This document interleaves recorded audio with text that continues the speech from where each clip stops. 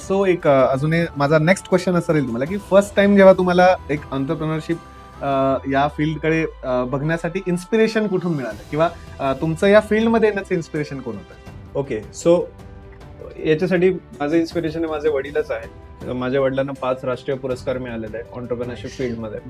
आणि मी जेव्हा त्यांच्या सोबत बॉर्न अँड ब्रॉट अप झालेलो आहे, सो मी बघतो की त्यांना जी रिस्पेक्ट आहे समाजामध्ये. वडील कुठल्या बिझनेस मध्ये?